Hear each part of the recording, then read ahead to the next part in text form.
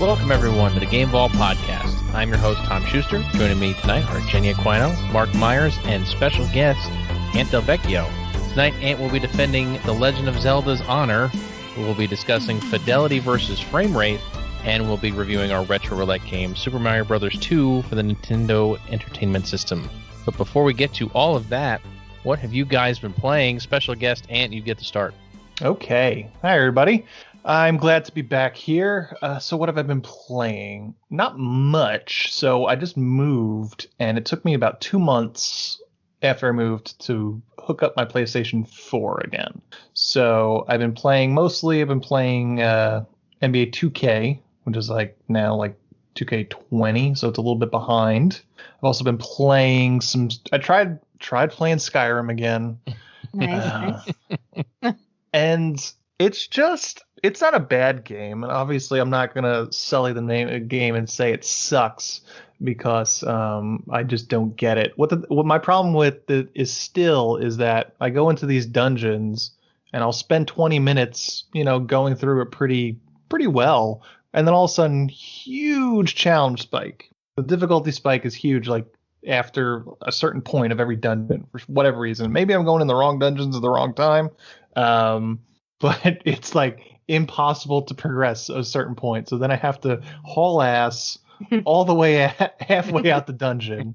And I spend a half an hour, 45 minutes doing all this shit. And I'm like, all right, well, what do I do next? And I do the next dungeon. It's the same fucking thing.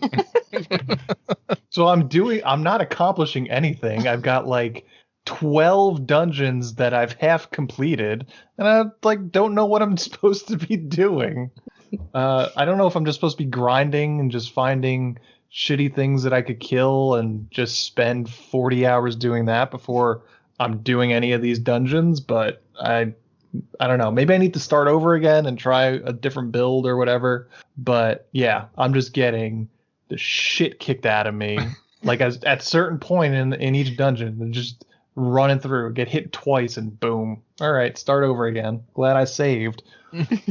Quick save is your best friend in that game. Yeah. Yes. I learned that after just walking across Skyrim for 20 minutes and then dying and then have to do it all over again. Yep. I mean, luckily we have an expert here who can lead you through these dungeons if you really needed someone to. Yes. We can also teach you the art of Skyrimming. It's very helpful to cut your travel down very much. Yeah. So tried that again. Maybe I'll restart it. I don't know. Because I did. It's been probably 6 months, 7 months since I even played it. So it's now I'm what was I even doing? So I'm kind of lost on that. I also started playing Assassin's Creed Black Flag, which is actually my first Assassin's Creed game, which is cool so far. I really haven't got that far into it. And then I played some retro stuff. I played the Retro Roulette game this week. And then I played, because, I had to do my research. I played for the first time in a while. I played Legend of Zelda, the original, on NES. And I went completely muscle memory. I didn't look up any game facts or anything like that. I got through up until the 5th boss with just remembering where everything is after 30 years or so. That's pretty damn good. Yeah. I mean, I played the shit out of this game when I was a kid, so I definitely know it like the back of my hand, and things came naturally to me.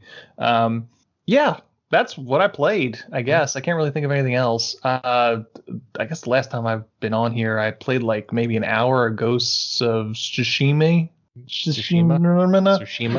I got it for Christmas. I really haven't picked that up because like I said, the PS4 has been off and unplugged for 2 months, so trying to get back into everything else. That's it. Nice. Jen, how about you? Same old same here. Playing a lot of Dead by Daylight and Phasmo. And that's really it. I mean, sometimes I play Jackbox, which is what it is. For Phasmo, they're still going through the game and making updates. I know I probably say this every podcast, but this last update they did, they made the ghosts a lot more aggressive and a lot smarter. So it's kind of nice because after a while of playing, not that I'm saying I'm getting tired of it at all, but the level of fear in it for me kind of went away. Like I wasn't scared of it anymore at all, really. You have your jump scares every now and then, but most of the time you're a pro. You get in, you get out, you kind of speed run every game. But now the ghosts can, if they see you, they're pretty much going to catch up with you and kill you instantly. If they see where you go to hide, you're dead. Like there's so many ways now that you are not going to survive the game if you mess up. So the fear is back in it, which is nice. I think it's getting a lot of big streamers and other players who've put a lot of hours into the game back on board, which is nice because everyone's been waiting for new maps, which apparently there is one in the works as well. So it's nice, again, to keep playing a game like this where the developer is constantly making improvements to the game. It kind of feels like your time isn't being wasted, if that makes sense. So yeah, you're not dumping all this time into a game nobody cares about. Right, exactly. And it's still an early release, which is great too. So I'm looking forward to it continuing to improve. And, then on the flip side, there's Dead by Daylight, which is, it's fun, super fun. I'm hanging in there until the Resident Evil chapter. The Resident Evil chapter. And then once that hits, and I think I'll decide whether I want to keep playing it or not going forward, because I've been waiting for this for forever. Everyone's been asking for it. It's finally here. So we'll see. So I'm trying not to break up with it until, that's the last straw for me. If they mess up the Resident Evil chapter, I'm probably going to be done with it, but we'll see. And I've been playing Monster Hunter Rise a lot more. Jonathan and I usually play on our stream here, but I haven't really picked it up much off stream, and it's definitely the kind of game where you have to play it a lot to get the hang of it. The controls are kind of complicated. There's all these different menu options that you can do, and it's just one big boss battle after another. So you have to be paying attention the whole time. There's just a lot to master with that game. And I finally sat down on my own and started playing it just to try to get some practice in. And then I look at the clock and it's like almost 3 a.m. And I'm like, well, I guess the bug finally bit me. I totally lost track of time. So I'm way more into it than I was. I liked it, but now I really, really like it. So I did put a good amount of time into that game as well. But other than that, and our Retro Roulette game, that is pretty much it for me, aside from Apex, which we've been doing every Wednesday. So yeah, nothing new. I mean, I'm glad you finally got bit by the bug by Monster Hunter. Yeah, me too. I feel like that's one of those games where if it doesn't happen, you're just in a constant grind and you hate life. Right. It's definitely not for everybody. I could definitely say that much. It's a lot of, like I said, a lot of different controls that you have to master. It's big boss battles. It's pretty complicated, which I wasn't turned off by it at first, but I was wondering how much I would be able to get into it.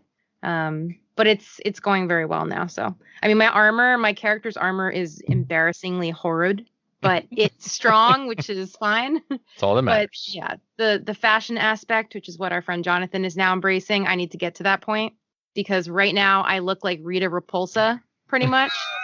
And it's bad. It's really bad. I'll try to post a picture to our Twitter account for people who haven't made one of the streams recently, just so you all can see how ridiculous my character looks. But other than that, it's going well. Awesome. Yeah. Mark, have you been bitten by the show bug like I have?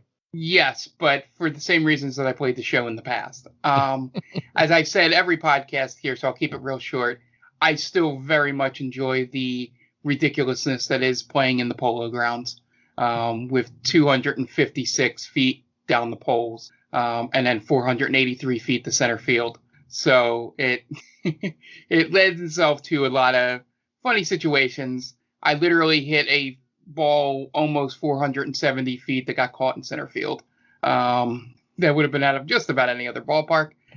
So that's the fun I've been having. I almost came back in the ninth inning, but that's basically my go-to game. It's semi-replaced NBA 2K 1 that I had bought for the PlayStation 5.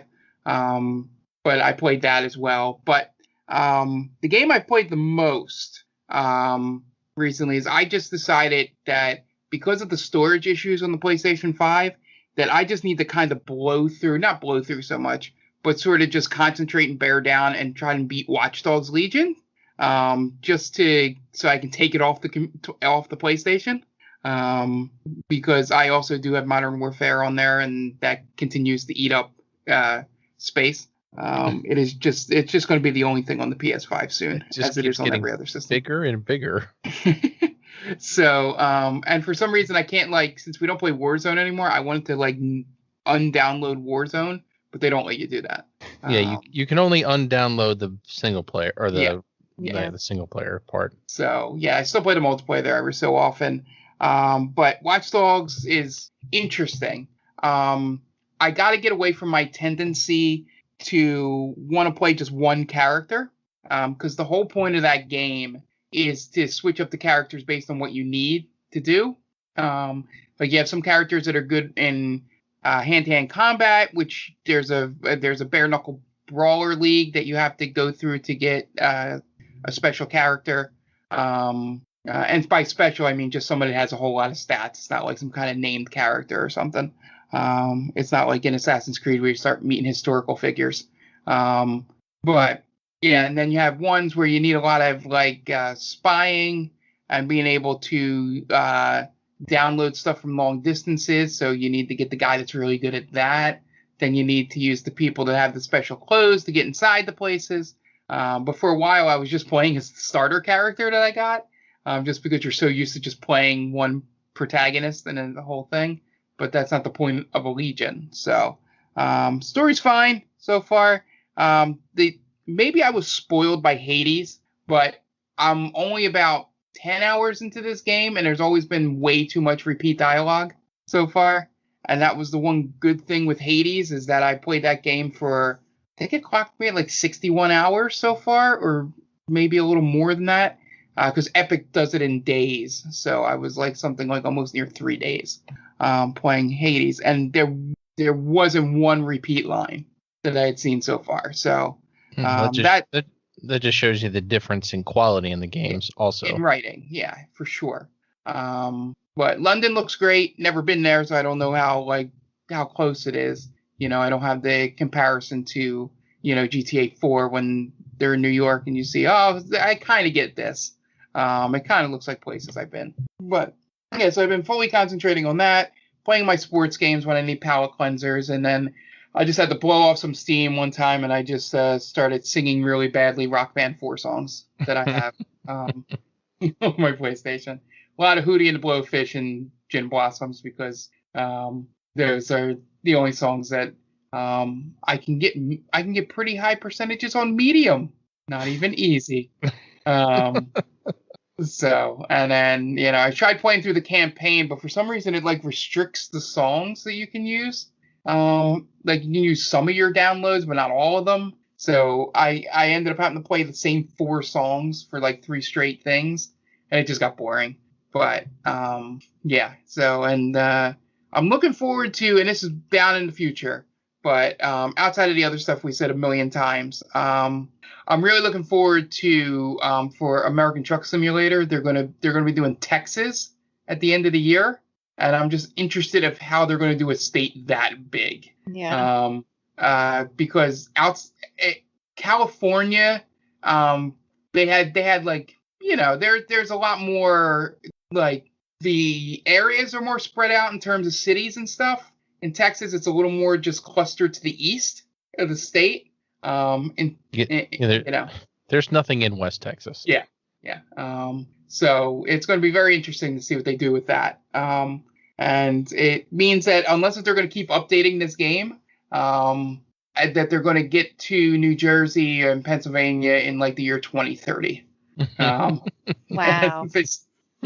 Just if you think about it, they're doing Wyoming and Texas this year, and they still got most of the Midwest left, and then the South. And so, but I don't know if they'll go that far, but it's just kind of funny to see that. So, and I didn't get a chance to, because Friday nights have been crazy. We did the Stranger Damies, and then we did the podcast the week before, but I really wanted to play more of the demo of RE8, but didn't get the chance to. But from what I played of the first demo, that game is one that I may pick up a little later. maybe when I'm done Watch Dogs, and I can sort of swap them out.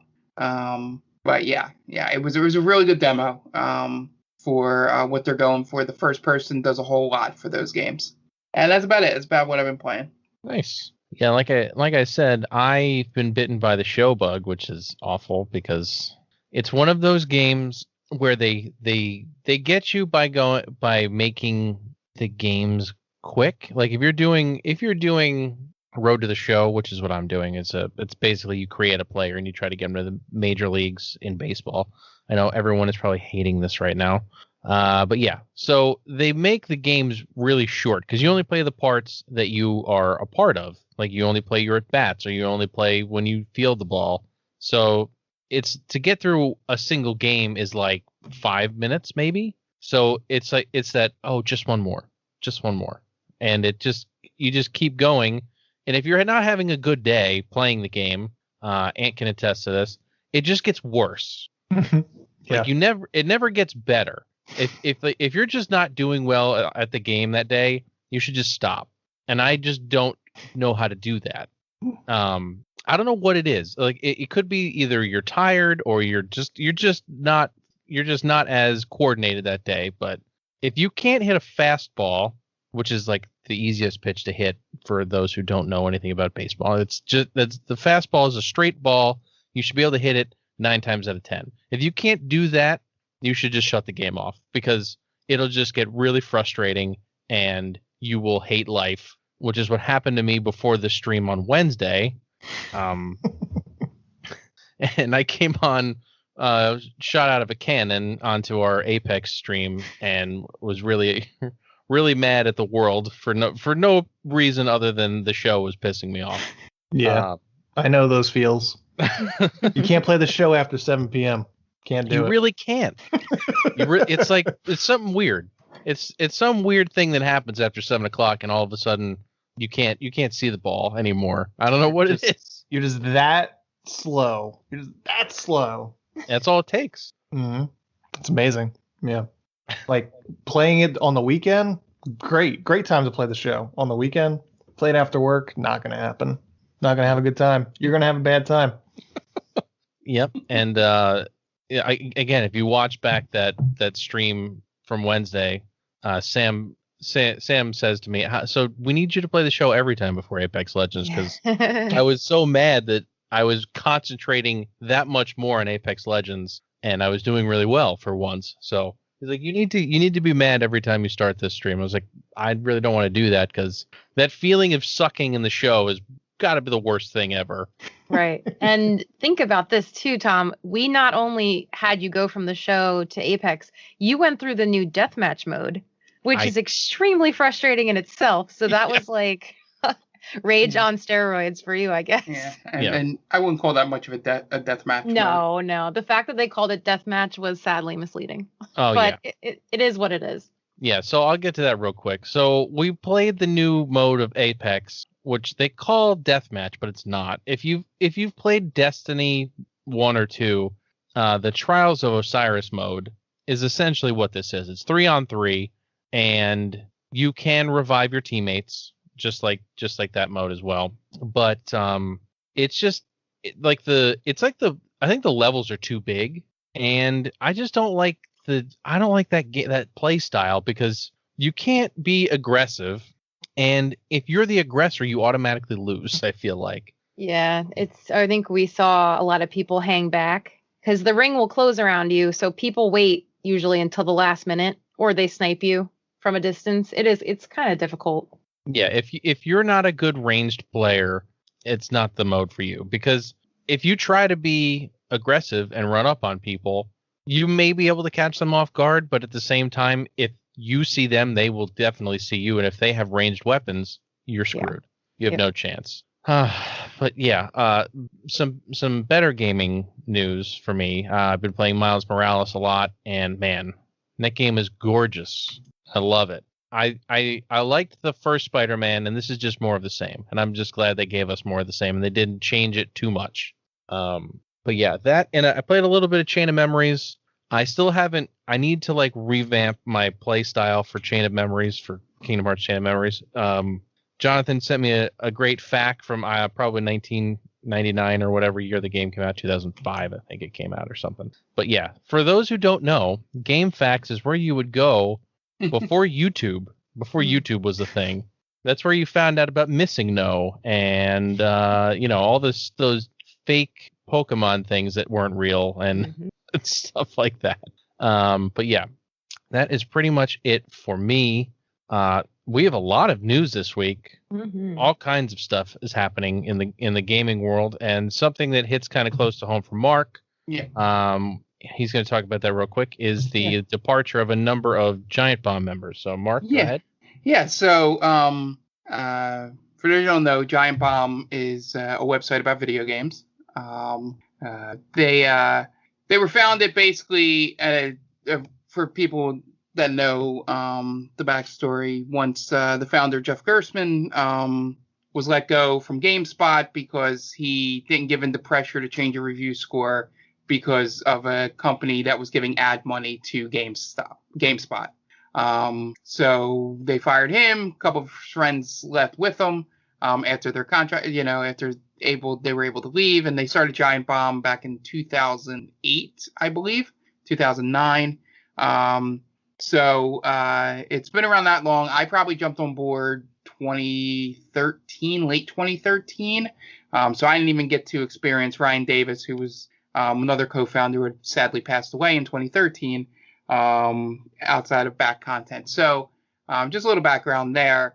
The way they do video and podcasts and stuff is very much what I try to do with the streams and anything we do. And the way they go about having fun doing streams is very much how I like to go about it. Always have fun with it, laugh, try to find the funny things in games, and just sort of take it seriously, but not get overly Game Boyish or fanboyish about things. Just sort of kind of keep it even keel, and it's a fun medium. Don't buy into any of the bullshit that's out there.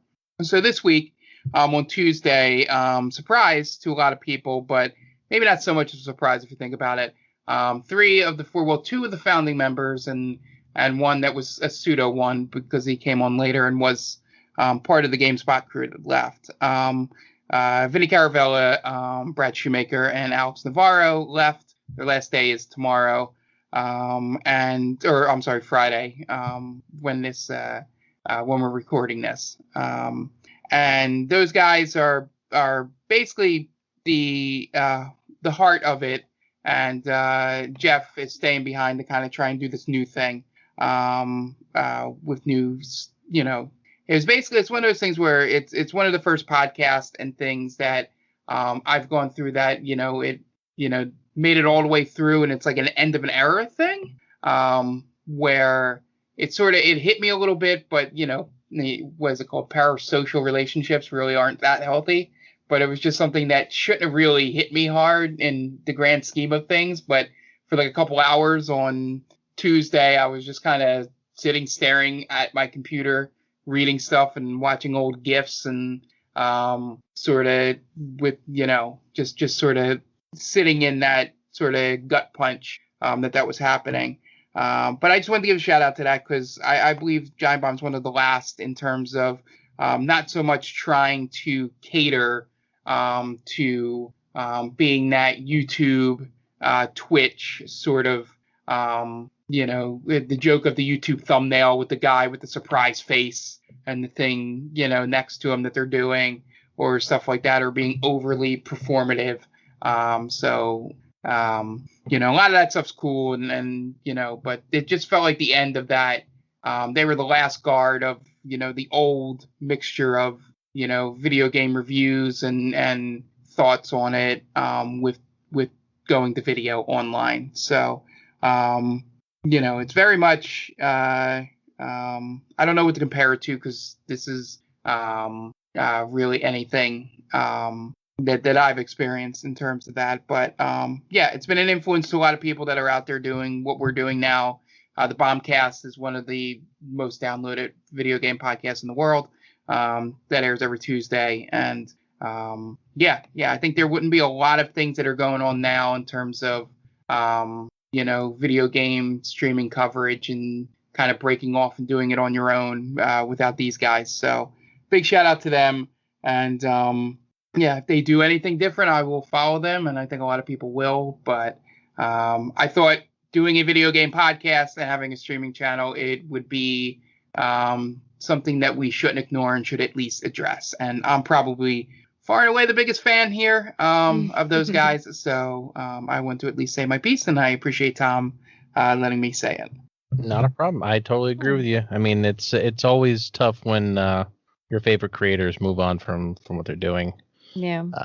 I know a lot of people have experienced that with like Rooster Teeth and things like that. It always happens. It's just the way the world works. Yeah, it was pretty much the shock of 3 of them leaving at once is probably what hit. That's a lot. Yeah. All right.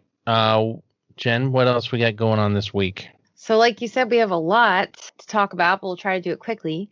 So the first bit of news that I found was one of the most exciting things that I wound up finding over these last 2 weeks since we brought you our last podcast. And that is that Discord and PlayStation are announcing a partnership, which is awesome because now PS4 and PS5 players can choose the option to do voice chat over Discord while playing with their friends who are on PC. So if you've never done that before or are wondering why that's a big deal, because obviously PlayStation has their own chat already. Which sucks. Yes, it sucks. And also it sucks even more to be playing all of these cross-play compatible games where your friend's on PC and they're like, hey, let's talk to each other. Okay, fine. So like in Dead by Daylight, for example, there is no built-in communication in the game. So in order for me to play with my friend Leah, who's on PlayStation, I have to put in earbuds in my ears, which my ears are really tiny, I guess, and they don't fit right. So that already hurts. So I'm putting my earbuds into my Discord on my phone. So I'm listening to her talking to me through Discord. And then I have my game headphones on top of that because I'm playing on my PC. So it is really, or vice versa. It's really uncomfortable to do that. So I think a lot of people have been asking for it, again, because so many games are now cross-play compatible. We're bridging the gap between console and PC players a little bit more. So I think this is going to be awesome. They're talking about early next year integrating the both of them, and they haven't really said specifically what features are going to be given in this, potentially an app or something, I guess, on the PlayStation, but it is going to be for PS4 and PS5. So I'm excited about that. I think that that's awesome. I've been talking about this for forever. So when I saw this, I was like, oh my God, this is especially for me. This popped up right before our podcast. I'm going to talk about it. Yeah. I think we've all had the frustration, and most recently me and Dan had it when we were trying to do Avengers. This was months ago, but that was the last time I just gave up on PlayStation chat. Yeah. Trying to get hello, Dan, can I hear him? Yeah. I know we joke about Dan sometimes having technological issues with things getting ready, but this is completely not him. And so I'm glad they're using Discord, because Discord, while it has its issues and things, it is a much better solution than whatever the hell Sony was doing with the party chat feature. Right. So I'm actually glad that Sony's doing the partnership and not Microsoft, because Microsoft doesn't really need it. Especially having Skype. Mm-hmm. It would seem kind of redundant on their end. And it allows, maybe Discord to grow a little bit more. I mean, very good news. I do hope that Microsoft implements some sort of Discord implementation, just so that this whole thing can grow and you can play your games and use Discord across different platforms if you want to. Mm-hmm. The fact that Sony has never been able to do parties well, this just seems like such a Sony thing to do. We're just going to partner with Discord. We're just going to let them do it because we don't know what we were doing. They haven't known what they were doing since the PS3 came out. Xbox Live came out and it was perfect, and it's been perfect since. There's nothing. I can't complain about Xbox Live chat, parties, anything ever, because it just works. But PlayStation stuff, even when we were trying to do Extra Life and stuff, things were just never worked right. Mm-hmm. Yeah. So that's good news for anyone that has playing with console friends and want to chat makes it a whole lot easier. So I'm excited for that. Our second story is actually revisiting Humble Bundle, which I believe, talked about on our last podcast. They were deciding to only allow 15% of the proceeds to go to charity, with most of the payment being directed to publishers. And they faced such a huge backlash on that they have ditched their plans to get rid of that ability. And now they are going back to the way it was for now. They're saying that they heard your complaints and they reversed it and they're sorry. And they pulled a Sony. They pulled a Sony. They're looking into apparently other methods and different ways of splitting it. And they're promising that in the future they're going to be more transparent because they want to be ethical for their users. So yeah, I mean, I don't blame people for being upset about it. For only allowing 15% of the proceeds to go to charity out of nowhere was shocking for everybody. It literally came out of nowhere when they announced it. So they didn't even really announce it. It was kind of they just did it. They just kind of stealth did it. Yeah, they were shadow doing it as well. Yeah. It was very shady. So good news for those Humble Bundle users that were upset. They did reverse it. So that's good. I think most people weren't upset that they did a cap, but that the cap was so low. Right. Yeah. You know, like they would, if the cap was going to be 85% and 15 had to go to Humble Bundle and the publishers, I think people would be less upset. Oh, but the fact that it was reverse is what made everybody flip out. Right. Because the whole point of Humble Bundle is to donate to charity. Exactly. So, yep. So then our next story that I found is regarding the World Video Game Hall of Fame. So 4 video games have just been inducted into the World Video Game Hall of Fame, rising above some pretty stiff competition. So those games are the 1982 Microsoft Flight Simulator. Okay. 1985 Where in the World is Carmen Sandiego? Oh, excellent. 1998 StarCraft. And Also excellent. 2001's Animal Crossing. So, I can get behind all of that. Yeah. I'm good with that. Pretty good list.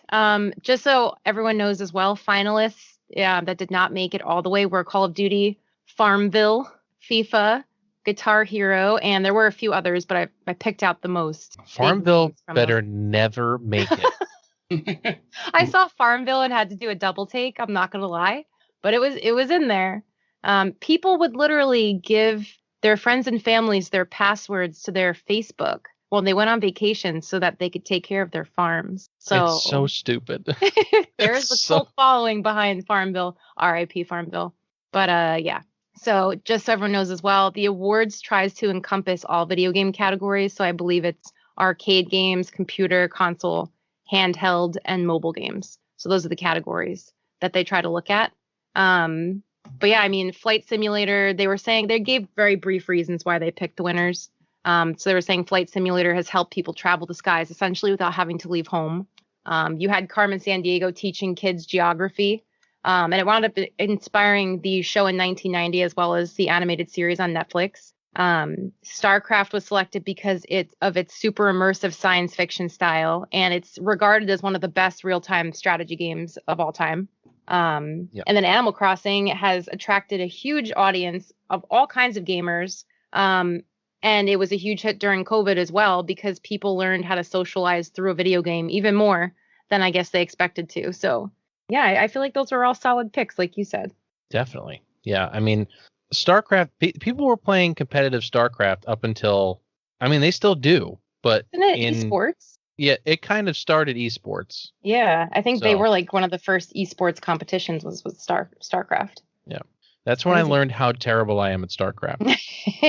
Dan really likes StarCraft. He got into StarCraft when I first had the PC set up, and he was playing it nonstop. He seemed pretty good at it too. I don't think it's a game I could get into, but I can totally respect why people like it. It's very cool. Well, I mean, it's one of those things where you think you're good, and then you go online and you go to play against other people, and you realize how not good you are. Yes, that is true. Yes, I have no video record of that occurring at any point during our streams.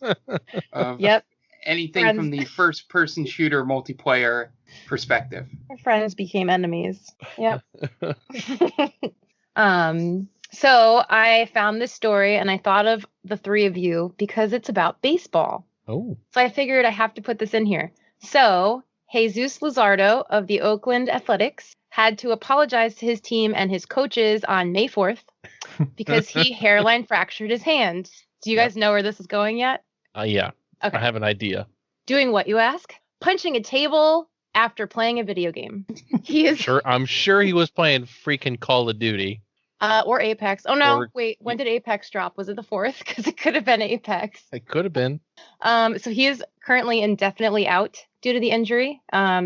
He basically reminded everyone in 23-year-old fashion that he is a 23-year-old kid and he made a mistake. But he claims it wasn't out of anger. It was bad luck that the table was so close to his hand. I'm not joking. That's This complete, is what he that's said. complete bullshit. Yeah, he claims that during a surprising part of the game, he wound up, I guess, like flailing his arms and slammed his hand into the table. I mean, if you're gonna go out for this injury, you better own it. Like, Yeah, I was seriously.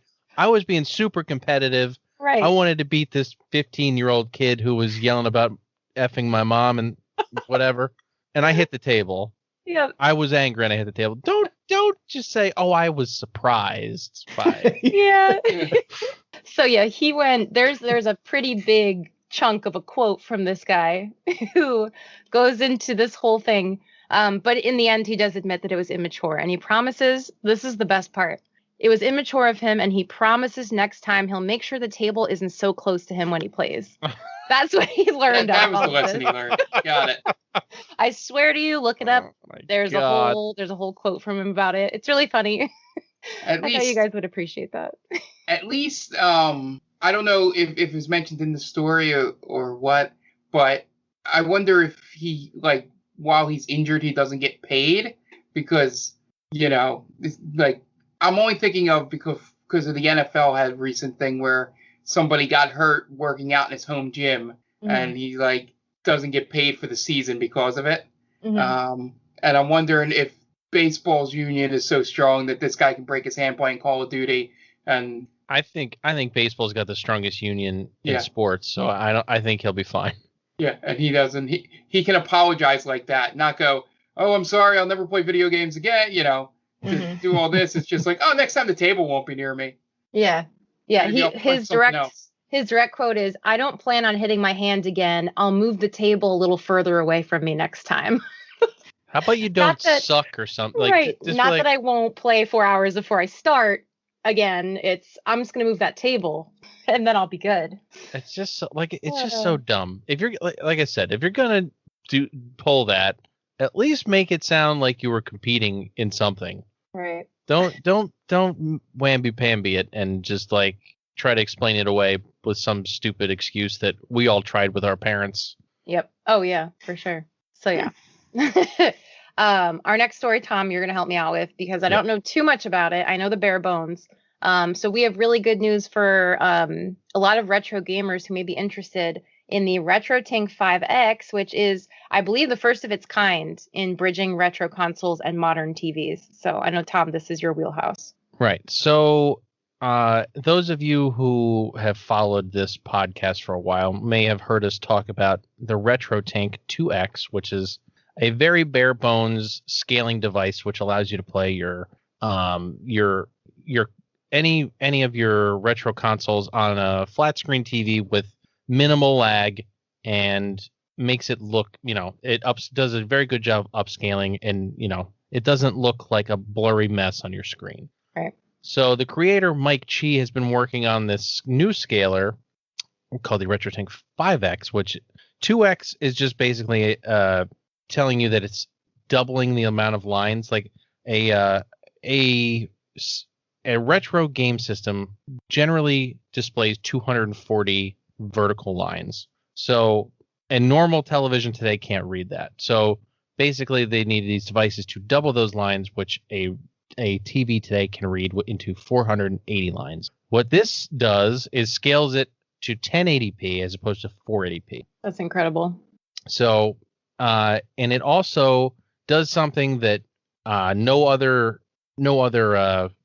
scaler like this does, and that allows you to switch resolutions between interlaced and progressive without the signal dropping out, which is a big problem for games like Symphony of the Night on the Saturn, Chrono Cross on the PlayStation 1, where menus are in one resolution and the game is in another resolution, which causes all kinds of problems for people streaming and capturing. This product will definitely help you out there. But it just released this past week. It's sold out, unfortunately, but they are expecting a new batch in June/July. They go for $275, which sounds like a lot, but if you've gone down the rabbit hole of trying to get the best picture out of your retro consoles and streaming them, $275 isn't that bad, because some people may have purchased a FrameMeister for $350 at some point.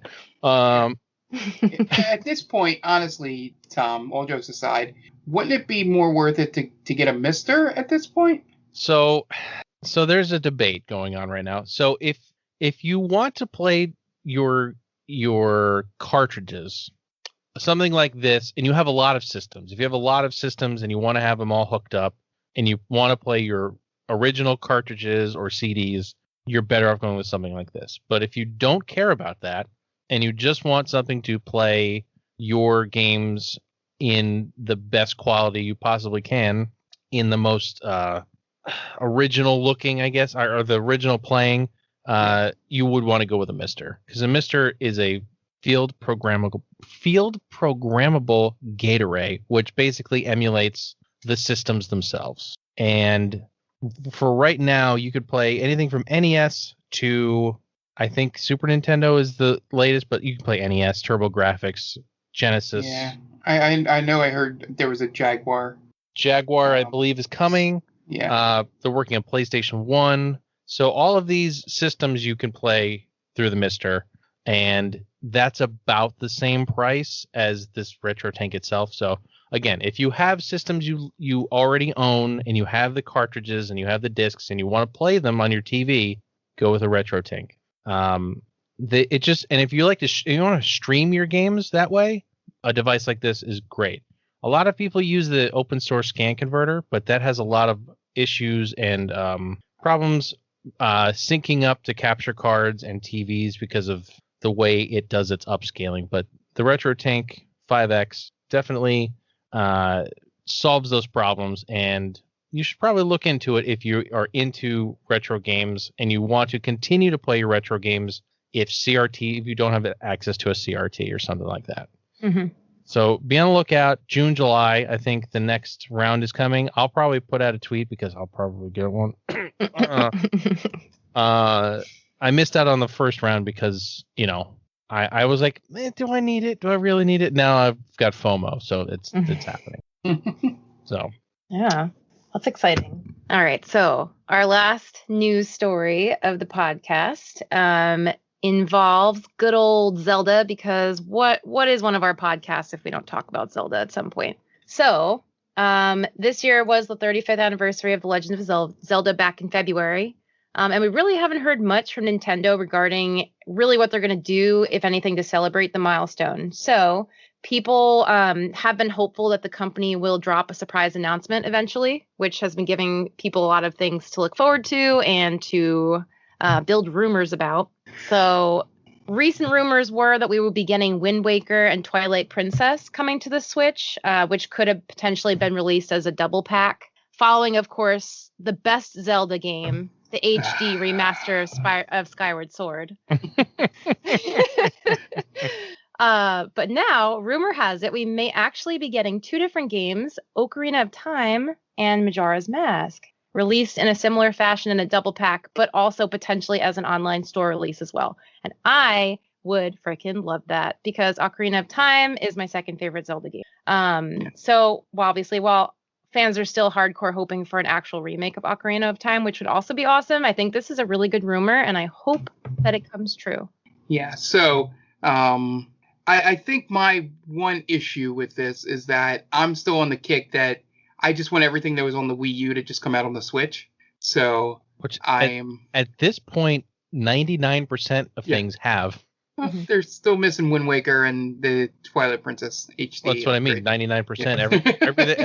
Every other good game has already come out on the Switch. Right. So, and it's also biased because I put Wind Waker above these two games in terms of my favorite Zeldas. I can see this because Ocarina is probably the second or third most popular in any order. We'll be talking about the other two later. But in terms of popularity, the 3DS version is probably the best version of that game out there, and it sold a lot more than a lot of original 3DS games. Majora's Mask is just one of those. It's like a Link's Awakening, but for people that grew up on the Nintendo 64. It's the weird game. Just like people in the NES had Zelda 2, which was the weird game for them.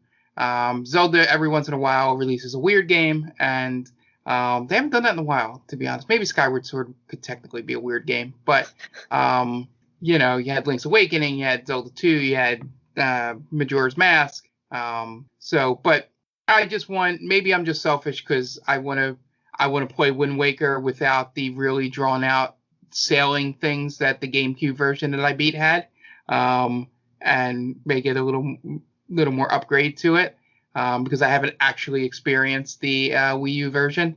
So maybe that's why I'm looking forward to that. But I can completely see why, from a business perspective, they would go with it should be a combo pack like 3D All Stars for these two. Right. And I can see why they would do that because they haven't done this, and they're trying to capture a whole new generation of people because of how good the Switch is selling everywhere. Yeah. So I can see why they do it, but from a business perspective, exactly. But yeah, the remake for Ocarina of Time is going to be weird if they actually do it, just for the sheer sense that I have the feeling that it can either go one of two ways. It could either end up being, like Resident Evil 2 or 3 remake, where it, does a really good job of doing the remake, but they'll add some twist to it that'll just upset the older fans that they won't really like in it. Mark, I hate to burst your bubble, but yeah, I guarantee you they're just going to be like Super Mario 64. Oh, no. It's going to be like that. I'm just saying, Jen mentioned that there's also rumors of remaking Ocarina. Yeah, and they won't. Because, I seriously doubt they'll do a Final Fantasy VII style remake on it. I just don't think that's in the cards. It's not the Nintendo way to do things. No, they'll cut every corner they can. Yeah, then they'll upgrade this as much as possible, like they did with Wind Waker and Twilight Princess and Skyward Sword. Because everybody just saw Link's Awakening and was just like, why don't we do that to all these older games? And the main reason is because, as Tom found out, playing Link's Awakening DX, that is a really tough Game Boy game, and it needed to be upgraded to expose it to a new group of fans. Because Game Boy's really hard to emulate and find and stuff like that. So it's not as easy to play on a Raspberry Pi or a Mister as the NES games were. So remaking it was the right way to go with that. I don't think you need to do that with the 64 games. Ocarina is the originator for 3D Zeldas, and anytime they've tried to go back and make a similar game to that, they always put something in that doesn't really work, because they're still chasing that ghost for that. The wolf stuff in Twilight Princess and the sky stuff that, in Skyward Sword just didn't connect. Even as much as I love Wind Waker, they had to go in a completely different direction to make that stand out. From Ocarina. So releasing this will be good money-wise. But I mean, that's just how Nintendo rolls. They'll make you buy the same game 16 times. Yeah. And you love doing it. I will do it every single time. Oh, yeah, me too. Yeah. Like I said, I own outside of having the ROMs that I downloaded years ago.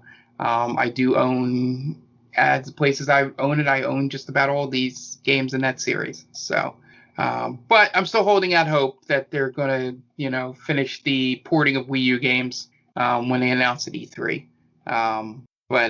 Yeah, I'm curious now. I'm just bringing this, has nothing to do with the story, bringing this out here.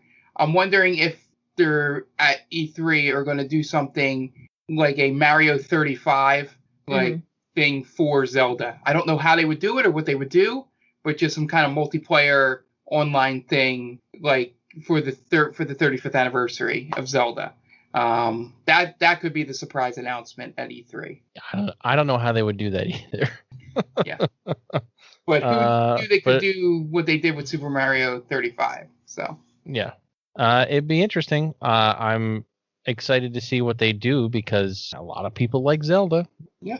As we know on this podcast, we all like Zelda, different Zeldas, which is why Anthony's here, because he's going to now defend the honor of the Legend of Zelda for the Nintendo Entertainment System. Never thought I'd be here sitting doing something should be so cut and dry. But so to take a step back, we just did an episode of They Call This a Movie where we watch shitty movies, where we just covered Nothing But Trouble. Tom, you suggested the movie and you got it for us. Thank you very much for that. No problem. Really, you're not really. Yeah. I'm rescinding my thank you. Because you watched the movie, right? Oh yeah. So that movie is kind of it's what happens when someone is not told no. And in that case, it's Dan Aykroyd. No, there was no one there to call him on anything. No one there to read the script and say, what the fuck? So this is me coming on your show and saying to Mark, what the fuck? I think my point has been very well put out there. As much as I love and respect that first game, I just think the third one does everything so much better and is a much better version of that type of action adventure game. Okay, well, right here I have from episode 48 of the Game Vault podcast, airing our grievances with current gen consoles. What this game did the most was made me want to play two other games. I didn't like it quite as much as Jen did, probably because this was when you were talking about Metroid. Probably because I have more history with the Super Metroid and the game that just made me want to play Super Metroid more than this game. It's like when I play Legend of Zelda. When I play that game, it just makes me want to play Link to the Past just because it's a better game, and you can make that argument of Super Mario and Super Mario 3 or even World. That's what these first games that came out on NES make me want to do. Now, Legend of Zelda is part of that, but this goes beyond. In this 20 seconds that you decided to come on this podcast and talk, you sullied the name of Metroid, Legend of Zelda, and Super Mario. Yeah. And it's great that you like Link to the Past, but that's like saying to somebody that has neither seen Godfather 1 or Godfather 2, and you prefer Godfather 2, saying, don't watch Godfather 1. Godfather 2 is the superior film. Don't bother. Joe Rogan has a thing on his podcast. He brings on these people with terrible opinions, and he never calls them on anything. So, Tom, you're Joe Rogan in this aspect. Okay. Because you said, I agree. And how dare you? How dare you? To a point I do, but not for Super Mario. I agreed on the Metroid part. Not I have no attachment to Metroid. You could think whatever the fuck you want about Metroid. But Legend of Zelda, come on, man. I don't care. I mean, it's a different console. Say Ocarina of Time did it better than Legend of Zelda. They're apples and oranges. And so in that case, the Super Mario thing, that you're just because you're not good at platformers. That's the reason why you think that Super Mario is not good. I can't. I know Super Mario 3, possibly arguably the greatest game of all time, but you just told people that they shouldn't even bother with the original Super Mario and go play Super Mario 3. Now, I'm not going to sit here and tell people you must play Super Mario Brothers, the original one, but I am definitely not going to tell them that they don't need to Once again, how dare you, sir? Well, I think from my perspective, I just think the argument is so much that playing the What doesn't Legend of Zelda do? what doesn't it do? What doesn't it do that it makes it irrelevant for someone getting into video games to go back and play? Well, to be honest, in that sense, if you're thinking about who will actually be playing these games, a lot of the games on the NES, including Legend of Zelda, will be something that is not easy for them to necessarily pick up. Get good. Because doesn't mean if it's good or bad or anything like that. That's not a good argument, unfortunately, these days. You try to sit through a newer gamer that grew up on Xbox and PlayStation and all that to play through Legend of Zelda, and you tell them there's no quest markers, there's no hint system, there's no any of this, and they're not going to play through the game. Called graph paper. That's what we did. Yeah, graph paper. Yeah. I mean, we lived through all that stuff and did all that stuff. The point I was making was enough of Link to the Past and even Super Mario Brothers 3 are such short levels in a sense that, you could, I've seen it with my nieces in terms of Super Mario 3 over Super Mario 1. They gravitated and played that a lot more when I showed them.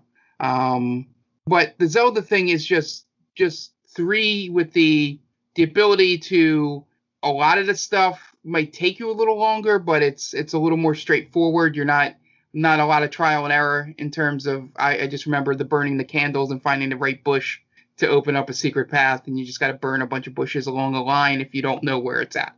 That'd be something that would frustrate a newer gamer nowadays.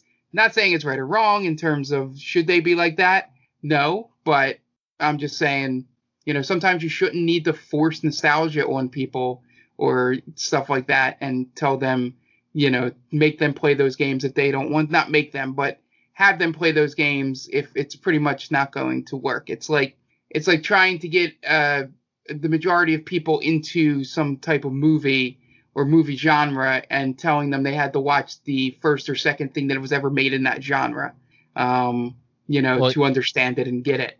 Well, that was kind of my argument, is that games now are so antiquated that these things that used to happen in old games that happen in new games, people just think that that's where it came from. Like, I want to say that, like, if you go back and watch Casablanca, it's still an excellent movie. Yeah, right, but it has tropes that didn't exist before Casablanca. It's a perfect movie, and it was a perfect movie back in the 1940s or 1939, whenever it came out, and it's still perfect. Just like Legend of Zelda. Right. I know there's a whole thing about NES being difficult. A lot of games are difficult, but this is difficult by design. There are a lot of games that are difficult because they suck and their controls are shitty and what have you. Legend of Zelda is tough, but it is beatable. And to say that you could skip it is an affront to God. I'm going to come right down and say it. I'm not being hyperbolic whatsoever. To say that it is skippable. Super Mario as well. Super Mario is the perfect platformer. Well, yeah, again, it's what every other platformer is based off of at this point. And like I said, I'm not going to say, well, you're not a real gamer unless you play these. But I'm also not saying you don't need to play these. You could play this as a replacement. Mark, I don't know. I think you got too big in your britches. Sometimes monsters need to be called out, and that's what I'm doing here. I'm calling out the monster that has been growing on the Game Vault podcast for 49 episodes. Can I it's just say Mark's ego. This is the greatest segment of all time. Oh my God. Yeah, so both very good points. I don't even know what my point is at this point. Your point is that you should play The Legend of Zelda because it's good. I'm saying that you shouldn't tell people not to. And that's what Mark did last episode. Okay. That's fair. That's fair enough. I can agree with that. But yeah, the like I was trying to say before, like, The Legend of Zelda did things that no other game had done before that, and now every game does those things. So to someone to go back and it's like someone's going back and, like I said, watching Casablanca and going, oh, they did that.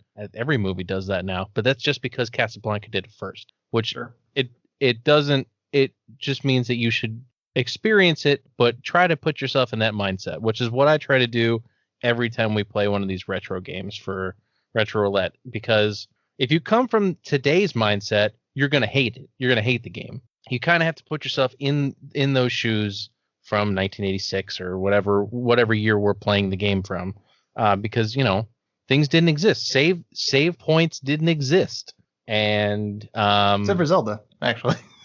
well, yeah, but that certain things didn't exist yet, and they were still working those things out. And Zelda did a very good job of introducing a lot of those things, like dungeons and different enemy types, and power ups and all these things. So Yeah. I don't know where I'm going with this. You should play Zelda. The one thing I can say, and I was just literally sitting here thinking this, is that those two games, Zelda and Mario specifically as a series, both follow the same trajectory. And it's kind of funny that it happened this way. The original games both set a standard, and for that type of game going forward, action adventure, open world, Zelda, first one ever do it. The Lost Woods stuff is ridiculous in game design and all that stuff for the time.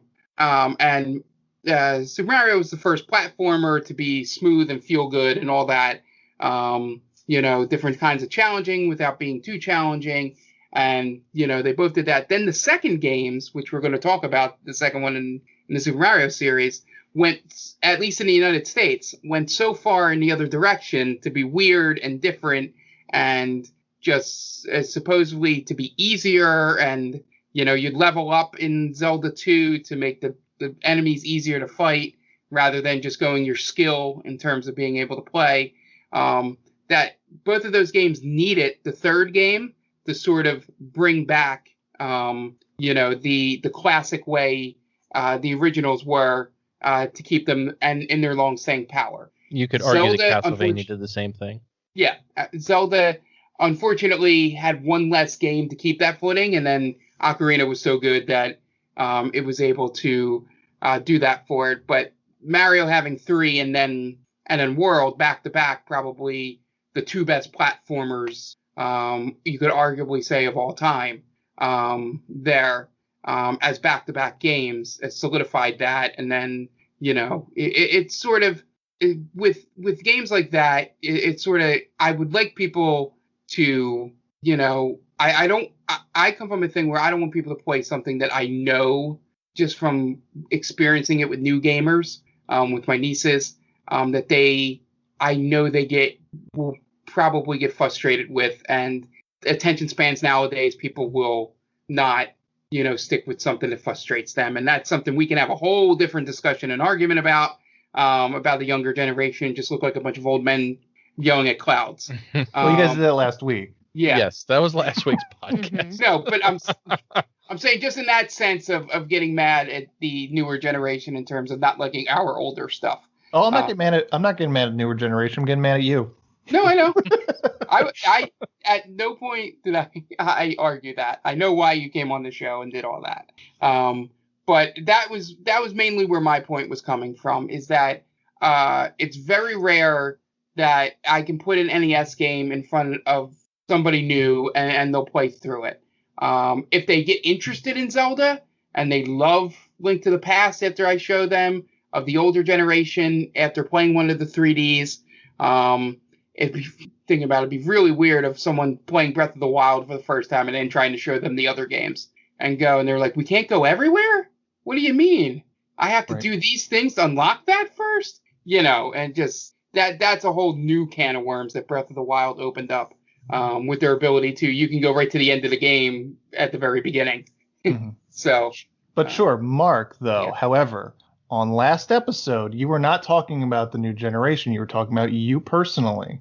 You said it's like when I play Legend of Zelda, when I play that game, it just makes me want to play Link to the Past just because it's a better game, and you can make the argument of Super Mario and Super Mario 3 or even World. That's what these first games that came out on NES make me want to do. And I stand by that. Transcribe this. Oh, I went back today and I listened to it so I could write it down. I went and I love the segment and I appreciate your argument, but I 100% agree with my words there. I have beaten Link to the Past way more times than I can count, but I haven't beat the original Legend of Zelda as much because when I play it, I end up not having the desire to want to finish it like I have. And that could just be a preference thing from me enjoying the other games better. Same with Super Mario 3. I've gotten further in that than I have in the original, and even further in World.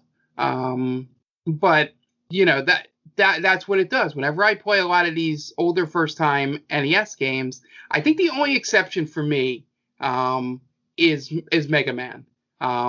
Because playing the older Mega Mans on NES does not make me want to play Mega Man X. And that's just, I don't know why, but that is really the only series that it does it for. But for every other series that has a NES, SNES, N64 thing, the NES version always makes me want to play as I said, the better game overall. And that's usually video games has a better projection, upward projection. I'm probably saying the wrong word, but than movies do.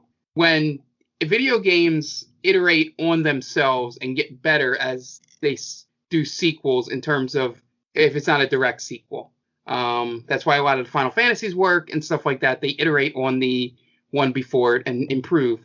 Your Godfather example, which honestly, when this first topic came up, I thought that movie was going to be used as an argument from your side, because it's the perfect example from the movies, is that both of them are really good, but the first one is much better. And, why everyone should watch that first one. So I know exactly where your argument is coming from there. But movies tend to go in the opposite direction as they sequel, more than video games do. And that's just my feeling on it. I love NES games, but I don't hear, unfortunately for people like me and Tom, and even maybe you and Jen to a lesser extent, kids aren't clamoring to play, those games. The Nintendo Online System thing for Switch was meant for older gamers. My niece has a Switch and she has Nintendo Online and she doesn't touch it. Any of those games on there. Like, not even a curiosity to go to them. And that's just what it is. And we can have these arguments back and forth, me and you, over this. But it's going to be hard to budge me off that because honestly, Link to the Past is my favorite game of all time and probably one of the best games I've ever played, or else I wouldn't have beaten it over 45 times already. And you are welcome to that. However, its quality does not make the first one obsolete. That's my point. Okay. Yeah, I can see that. It's arguably top 10 video game of all time. The first. Yeah, one. It's arguably some people have put it as the best video game of all time. I think Game Informer did that for their top 200. And again, that was a bunch of guys our age and a little older making that list, so it's understandable that, a lot of those games in the top 10 were from, the 8 and 16-bit eras. The thing, my thought is that a lot of thing is just separating the, nostalgia and, it being the first one from, we both could be right in our arguments. In terms of... someone has to win, Mark. Don't you understand? Don't you understand? I'm sorry, I don't understand how this hot take economy works. I can't. I'm calling it a time limit draw. Okay. We'll just reconvene next podcast, and we'll just never end this argument. Me and have an argument over Mario. We're going to carry this over to the next podcast. They called this a movie. We'll do another one. We'll start another argument. Now we'll start an argument about Godfather 2 versus Godfather 1. Yeah. Is that the new bit now on the thing? Is that I think Godfather 2 is better than Godfather 1? Is that where we're going to start? Yeah. Yeah. I mean, you might as well have. Yeah. Just like I hate Star Wars. Yes, Mark hates Star Wars. All right. Yeah. Can we clip that? Can we get that clip? I mean, there are probably at least a dozen times in the history of us podcasting together you can clip those words coming out of my mouth. But never this audio quality. Nice and crisp. Yeah. You're welcome. You're not even going to realize. You're like, I didn't even remember saying that on that podcast that Anthony just edited. All right. While we're on the subject of film, somewhat, something that is kind of a new thing. I mean, it's always kind of been a thing in gaming, but I think more now than ever, we're starting to see frame rates be a big deal in gaming. Now, frame rates are a big deal in movies. Generally, movies are shot in 24 frames a second. And we can kind of go back to The Lord of the Rings, which did a weird thing when they shot in 48 frames per second, and everybody thought it looked weird. So games now, a lot of times, are 30 frames per second, just due to hardware limitations and kind of wanting it to look cinematic. A lot of games are stuck at that frame rate. Now, I have become a more PC gamer than other things these days, and PCs allow you to play games at higher frame rates because if you have a powerful enough machine, it will allow those frames to be rendered quicker. And now with these more powerful consoles, you're starting to see frame rates of 60 and 120. Now, I'm curious if you would rather have a game that looks way better and runs at a slower frame rate, or you don't give a shit how it looks and you just want it to run as fast as possible. Jen, since you are a new PC gamer, I'm interested to hear what you have to say about this. Okay. So when you suggested this topic, I honestly thought this was a really good idea to talk about because this really depends on your personal style of the kinds of games that you play, I think, at its core. So one might wind up being more important to you than the other based solely on that. But personally, the way I see it, frame rate to me is much more important because it makes my game run a lot smoother and it's more enjoyable for me in that sense. Nobody obviously enjoys a game being laggy, which is especially true during multiplayer games, which those are like the only games that I play for the most part. First person shooters is the perfect example where every split second counts. So my reaction time is depending on being able to rely on super smooth gameplay. And if it's laggy or it's stuttering or it's moving a little bit too slow, there's no way that I'm going to win against someone with a better frame rate. And obviously everyone on this podcast has heard me say this already. I'm absolutely a graphic snob. I would love to play in the highest resolution possible as well. So that way I have the max amount of realism in the game. But if I had to pick between the two, if I had to sacrifice one over the other, again, considering the games that I enjoy playing the most, in the end, it's much more important for me to have a better frame rate than an ultra crisp, beautiful game. I can handle lowering the resolution if I need to in order to have a better gameplay experience. So, okay. I mean, and you could see it on Twitch too. I mean, you can set the resolution of the stream coming through to down below 1080p and it's fine. It's not like I said, super crisp and sharp, but you can still enjoy the game and have better frame per second and have overall a better experience playing the game. So that's how I feel about it. Okay. That's very valid argument. I kind of want to hear the other side because Ant, you live in 24 frames a second. So I'm interested to hear if you have the opposite opinion.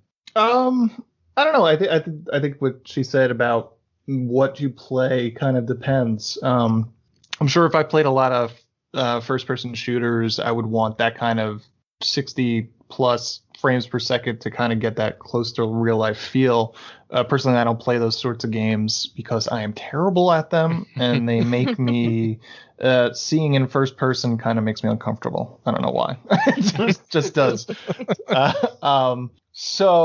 But it's like sort of porque no los dos. Why can't I have both? But I guess if I had to pick one based on how I play, I would probably go the other way. Like Red Dead Redemption 2, I don't necessarily need that kind of like hair trigger sort of reaction in terms of my button pressing. So a nice seeing everything, how much time they put into all those graphics and seeing those horizons and like, oh, well, I've got this really long ass horse ride that I'm about to go on. So I might as well enjoy the beauty of this game. So for a game like that, I'd probably say that I'd want the fidelity. Is that what we're calling it? Yeah. Yep. to be at its best, and then I could kind of kick the frame rate. But yeah, I mean I think I'm kind of in agreement with Jen. I'm just coming from the opposite perspective in terms of the games that I play. For something like NBA 2K, once again, or we were talking about the show where it's just fractions of a second mean everything. I would probably, for sports games, that's huge. Kind of like that's the reason why they have those stupid motion smoothings on televisions, is because for sports, really, more than anything, which is every time I go to my in-laws, I really just want to take that off of my. I turn it every time I go to my parents' house. I turn it off. Yeah. I did that last time I was at my parents' house. I did that to my parents' TV, but my in-laws, it's another thing. And I know my place. For some reason, like today, I turned on something, and I guess one of the HDR modes that on my TV reset itself, and it had that on, and I was like, "What is going on with my TV right now? Why does it look like I'm swimming through Vaseline? What is happening?" Oh God. Why does everything look like a British soap opera? Yeah. Like, why do people not understand that? Like, especially when you're like watching, like when the commercials hit and like a movie trailer comes on, that's like when the most obvious. It's like, what's going on? Yes, 100%. I don't know. So that's interesting. Now I know in movies it's kind of a totally different thing because people really did not like the 48 frames a second thing that the Lord of the Rings did. Because it looked like shit. I think it was the Hobbit movies, right? Oh, the Hobbit. Right. You're right. The Hobbit. They did. Ang Lee did a movie too. It was like Billy Lynn's Long Halftime Walk or something where he shot it.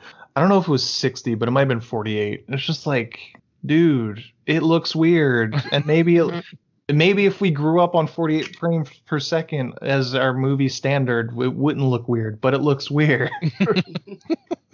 It looks unnatural. Everybody walks like they're aliens. I don't know. Yeah. I mean, it's just a weird thing. Mark, since I have also converted you to PC gaming, what are your thoughts? Yeah, so surprise all the listeners out there, I am 100% in agreement with Anthony. We have a lot of similar. We can't have this. Somebody has to change their answer. Similar lack of skill in first-person shooters that we haven't really had to think of frame rate as really an issue.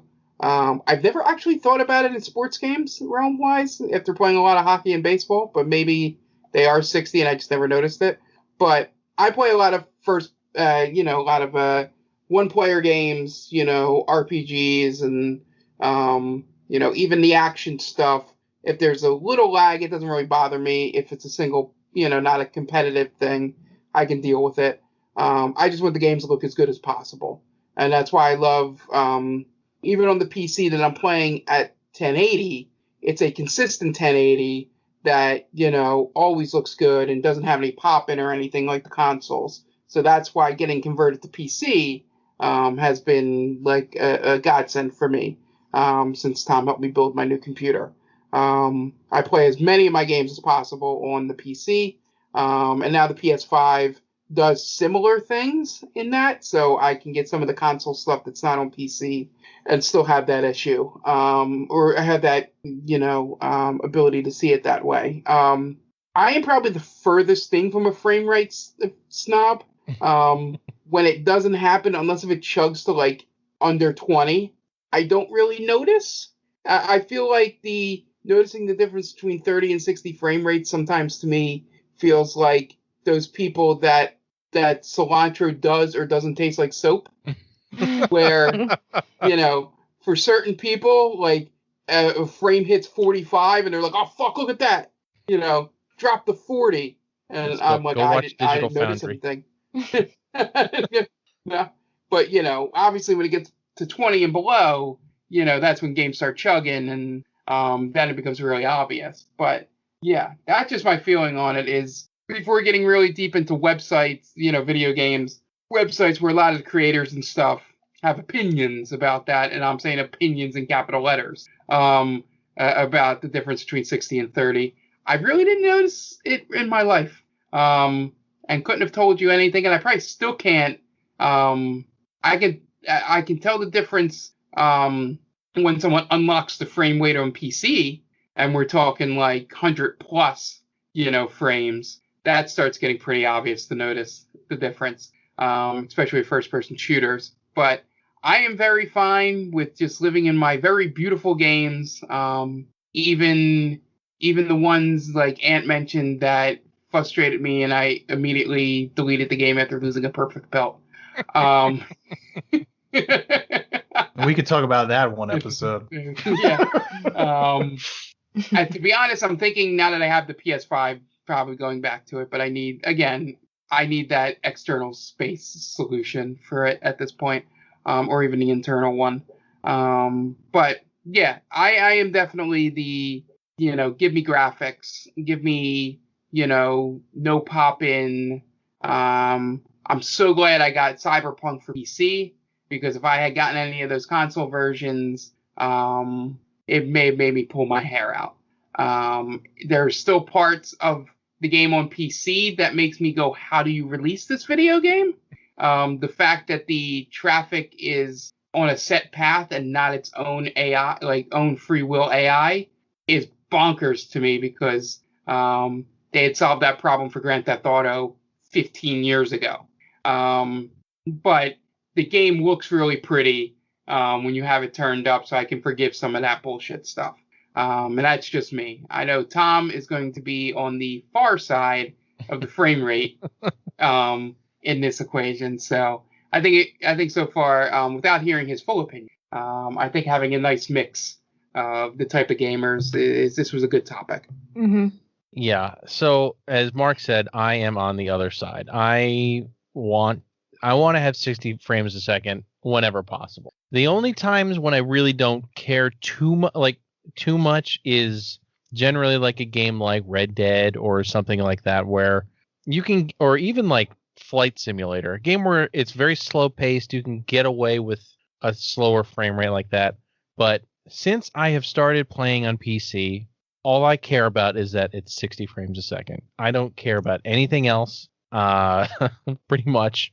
Like, I used to be like, oh, I need to jack up every setting to the max. I don't care what the frame rate is after that. But once I started playing at 60 and now 100, because I have a 100 hertz screen, going from 100 hertz or 100 frames a second to 30 is a huge difference. So for me, if there's an option to have a higher frame rate in a game, like if there's a fidelity or a performance setting, 9 times out of 10 I'm going to the performance setting. Mm-hmm. Just because I have gotten so used to seeing 60 all the time, and now especially with the newer consoles which give you that option, I really enjoy, like, so something I'll do is I'll turn like the pretty setting on for like 5 minutes and be like, okay, I understand how this game looks, and then I'll turn it back to performance and play it the rest of the way that way.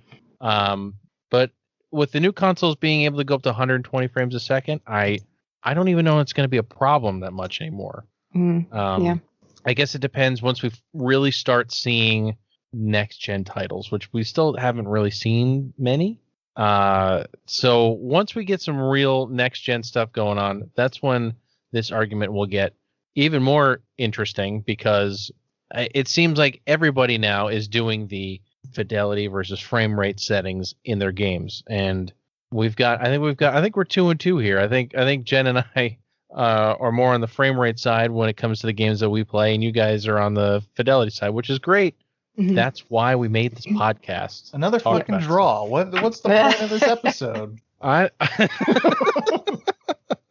Listen, we're just here to talk. Everybody else Someone has to win. I can win by default if you want. There you that go. Makes everyone feel better. Yeah, makes me feel better at least. Okay, I win. There you go. Jen wins. 1,000,000 points to Jen. Woo. That's right. All right, so I think we've covered that pretty well. I think we've got good arguments on both sides. So if you have any thoughts on this, let us know on Twitter. We'd love to hear, to keep this conversation going and see. We might even put a poll up to see what everybody prefers, because I'm really interested in this. Like I said, especially now with next gen consoles having that ability to go up to 120 frames a second, and 8K. Like, who's gonna play in 8K? That's what I want to know. Someone out there. What's the limit for the human eye? I think it's 8K. Is it? Yeah. Yeah. Well, I don't know.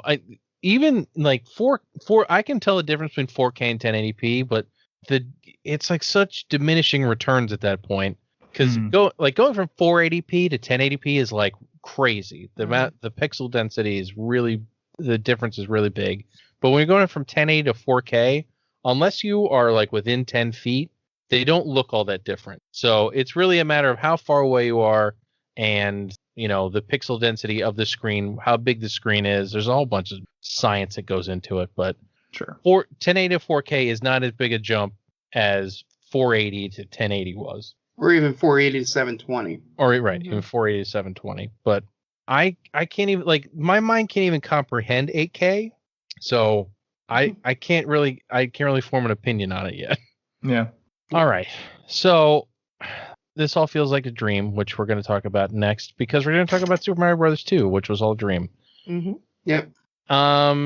Now, as we've stated, this is the weird one of Super Mario Brothers. This actually was not a Super Mario Brothers game when it was first designed.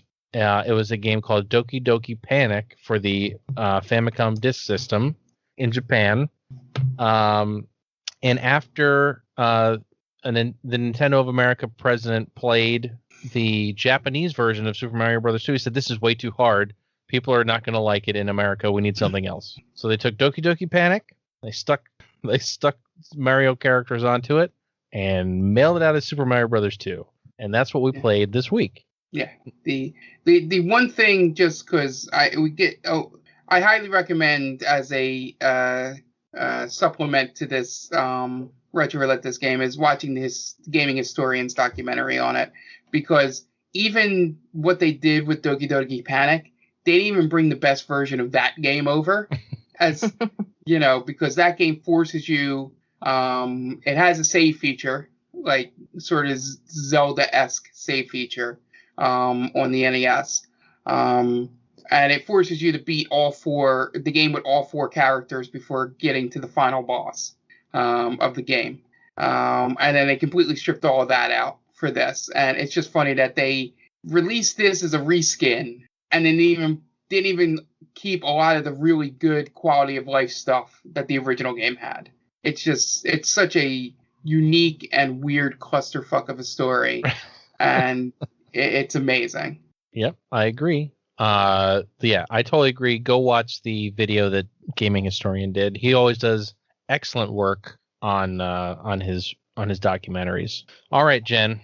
Miss, I did not own an NES. I know, I always get to start off the NES ones, and even the SNES ones. So I enjoyed this game for what it was. So I usually try to do some pros and cons while I play, just so I have my ideas fresh in my head. So the things I enjoyed about this game, I noticed right away you have the extra airtime when you're jumping, which is pretty helpful, especially because of the whole side-scrolling thing. The enemies appear when you can't see them at the last second they're there. So I noticed the extra airtime came in handy. Almost a little bit too much airtime, where it kind of threw me off a little bit, but I got used to it really fast. Now, who did you play as? Did you play as Peach? Of course I did. Even though I fucking hate Peach because of, what's it called? Mario Party? Mario Party. She stole all my stuff. But anyway, I played as Peach, which was, I had to. But anyway, yeah. So I played as Peach. Do all of the characters have different abilities when it comes to that? Because, okay. Yep. So then this will be a Super Mario Brothers 2 Peach review, specifically. So I also liked that you could land on enemies at times, because it helps you travel up vines, for example, when you, I guess, are trying to get away from the enemy, you jumping in front of them and them kind of pushing you up the vine instead of just killing you. I appreciated that, because when I first started playing it, I thought that I was going to die and the enemy just kind of pushed me up. I still miss the good old jump on them and squish them thing. So when I first was playing the game, I was kind of like, what? How did I just land on this thing and it's just carrying me? But still, that was fine. And I also really liked how as you're falling, it sort of pauses, and obviously that's the game catching up to where you are on the next part of the level as you're falling. But it pauses enough so that you have time to adjust where you're going, which is kind of helpful too. So that you don't fall 85 clouds down from where you started on if you missed a jump or made a mistake. Yeah. So I thought that was pretty cool. The game music, of course, is classic, so obviously no complaints there. The cons that I thought of, the whole sliding when landing thing, super annoying. Obviously, that's not just limited to this game, but does not get any more enjoyable in this game. I would jump on a platform and slide right off, which was irritating. But again, not something limited to this game, just something I wanted to point out. It also took me a while to realize you can actually pull the plants out from the ground and use them as weapons or find perks like freezing time or opening the door to the bonus levels. I played through it for quite a while before I accidentally pulled one out and then was like, oh, this wasn't just part of the background. These are actually things you can interact with. And up until that point, I'm like, aside from those, what do they call them? Like the POW things that you pick up and you slam down and all the enemies kind of fall off. Yeah, the POW bricks. I thought that was the only thing that you were going to have in the beginning of the game. And then I realized I just ran by like 15 plants that I could have been using. So that made my experience much better after I learned about that. So that's really not a con as much as I was just stupid. Learning to catch the eggs from the bird midair. So the first, I don't know if you would even consider that the first boss necessarily, but yeah, okay. I mean, cool. they're like mini bosses. Yeah. I thought that was challenging. I had a feeling you were supposed to do something with the egg, but I couldn't figure out that you actually have to land on it as it's going past you and then grab it and then throw it. So again, not really a con as much as it just was like a learning curve for myself to figure it out. I think my biggest complaint was that World 1-2, in my opinion, ramped up considerably in difficulty. Oh yeah. And definitely. playing this game, your lives are literally numbered. You don't have saves. And if you make too many mistakes once you get to this next world, which I did, of course, you're screwed. So I did not get very far in this game. But from what I played, I enjoyed it. So I did not get past World 1-2. I get the idea of how to get through there.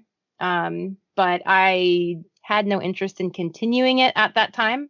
So yeah, overall, from what I played, though, I did not hate it. I wasn't frustrated. I enjoyed it for what it was. Awesome. Yeah. I'm glad you didn't hate it. Yeah, me too. Ant, give us your thoughts on Super Mario Brothers 2. I love this game. I don't care that it used to be Doki Doki Panic, because when I was first playing this game, I didn't know what the fuck Doki Doki Panic was. I just knew this was Super Mario Brothers 2, and I played the shit out of this game when I was a kid. It's weird. There are a couple of things, quirks about like lives and hit points, let's call them that kind of reset after every level, which is weird. But it's fun. I've always liked this game. A save feature would be cool, but I got as far as the ice worlds when I replayed this. That's like level 4. I think it's the final world. Yeah, I had a great time with this one. I don't know how much to say about it, to be honest with you. It's the same game I played when in 1990 or whenever I was actually playing it, because when did it come out? Like 86, 87? Yeah. So, well, what did you think? What did you think of the differences between the original Super Mario and this? Keep it fresh. It's cool. I like it. I like that. That they tried. I know that they tried it because of another reason entirely. That because it was too difficult, quote unquote. And you play the lost levels, which is what Super Mario Brothers 2 was, and it's like, all right, well, it's like the same. It's like the same game. It's like, why am I playing this again? I want to, try something new. So I like the fact that you get to choose your characters that have different abilities, and I know you guys talking about Metroid last episode when Samus was like the first female protagonist in a video game that you ever played, but really unless you beat the game, you had no idea. So you're, the male, the patriarchy, you're probably thinking that the hero of that game is a man. So you actually get to play Peach in this one, and you get to play a female character, and it's not a secret until the very end, which is cool, I guess. It's cool. I'll say. It's cool. I lost my train of thought there, so I'm trying to. But yeah, I thought the change, like the enemies are cool to be able to jump on them. The secret doors was a little interesting thing. The one thing that I couldn't remember from muscle memory was where in certain levels to go with it, because there are, the idea you would have in your head is, because especially for the first one, is that wherever you pick it up, you put it down and you get what you need. But there are some places that you have to take the potion to a different little part of the level where the door opens up, and then you go specifically to a different thing where you can warp. And I think that's how I got to level 4, actually, is a warp. So that's a little interesting thing that they added to it. It's fresh. It's not like Link's Awakening or Zelda 2: The Adventures of Link, where that's like a broken game more than anything else, really. This game works. It's a pretty solid platformer. Mario goes left to right. This one goes up and down. I think that's cool. I have nothing bad to say about this game. I know people now, it's like that's the first thing that people say about when they talk about Super Mario Bros. 2. Well, you know that it wasn't always Super Mario Bros. 2. But that does not take away, for me, it doesn't take away anything for this game. I always love this game. It's good. Yeah, I'm a big fan of this game too. Mark, how about you? Yeah. Let us know what you think. Yeah, so, and I agree with one of the last points Ant made there, is that this game, while it being weird and being made this way for a different reason than the other one was, this one is a much better offering than Zelda 2 was, in terms of it still had a lot of the core concepts of of Super Mario Brothers in terms of platforming, and just turned some things on its head. So if you didn't know any better, you would just think they were just going for a different direction and not because of ease or hardness, while Zelda 2 just feels like a completely different game and is broken in many ways, and a lot of people never finish it. And I believe a lot more people have finished this game. The one cool thing that is pulled from this game, outside of a lot of enemies that most people don't realize, like Shy Guys and stuff, all come from this game. Birdo, specifically, they don't show up anywhere else until, in this game. And then I think, they show up later in one of the karts or sports games again, and then they become a regular character from there on out. Yeah. But the ability to select characters has become such a staple of the 4-player Mario games going forward, whether it's 3D or New Super Mario Brothers. And this was the first one to, actually allow you to do that. And the fun thing is, the one thing, at least on the Mario side, that Nintendo does is they never forget the past, whether it was this being Super Mario 2 USA over Super Mario Brothers 2. When Peach came in for 3D World and stuff like that, they kept the floaty jump that she has in this. In all of her, anytime she's in the games, she has a floaty jump like this. They didn't try to exercise that and make her like everyone else. They kept that one core feature. I think even Luigi loses a little bit of his, the kicking of the legs that he has in this. He does it sometimes, but it's not as obvious as keeping Peach's thing the same. But yeah, as Jen mentioned, all 4 of these characters play differently. Theoretically, they all have their own levels that they're better at than the rest of them. Specifically, like we were mentioning on the stream, Toad is the one you're meant to do the desert levels with, because his digging is so much faster than everyone else's for some reason. But he doesn't jump as high. So you wouldn't want him for some of the vertical levels later on. You would want more Luigi for those, because he's the higher jumper. Mario is the very straight, As someone made a joke, a D&D reference, he's like the human of this thing. Everything is just flat. There's no plus or minus. He does everything well, but not extraordinary. So you can beat the game straight with Mario and not have much of an issue. But you can beat it faster if you mix and match the characters. A lot of the this was one of the first games in my life, because I played this before Super Mario 3, where you start talking to your friends and family about secrets and stuff in the world. Like, it's like, in that first level, if you go into that world and then you go up and you go to the left and you go through that door you can bomb, you can get right to Birdo. You don't have to bother with, the beanstalks and all that. And it's fun playground stuff talking about that. This game, the thing that frustrates me is if you haven't played it in a while, it takes a lot of time to get that muscle memory back. Just because that's for damn sure. Once you get it back, you become as good as you are meant to be. There's probably a better word for it, but your skill at the game, you get to that level once you get used to the difference in jump timing and all that. But getting to that point is the hardest part I found playing this game. I didn't find the warp for the 4th level, but I did get to the 3rd level, through, I think it's Mauser's, the end of the desert level. All right, I believe so. Yeah, and it's just, you get there, and then I got to that 3rd level and was just out of lives.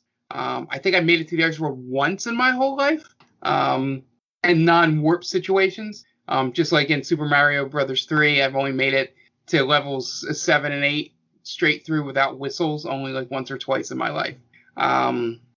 This game, I will say that I prefer this game over Lost Levels, and I think they kind of made the right choice in terms of not losing footing in America by putting out Lost Levels. For anybody that's played Lost Levels, understands, or to circle back to something I talked about before, if you just want to watch and see how batshit crazy that game gets in terms of difficulty with jumps, Giant Bomb has a great feature on there where Brad Shoemaker plays through the whole game, and it takes him sometimes it takes him like a week or two to just get through one world, because of stupid jump puzzles, like you'll jump off a spring and then wind will come, and you got to readjust your character without seeing them on screen so that they land in the right spot.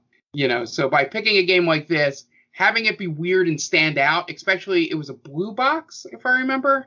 Yes, correctly. It was a blue and white box. Yeah. So making it stand out as a game, as a box, it was a much better choice as a second game to follow up in America than most of the other choices they made on the NES. And it's probably one of the reasons why this one has a lot more staying power in people's minds than any of the other ones. Like Metroid 2 was a Game Boy game.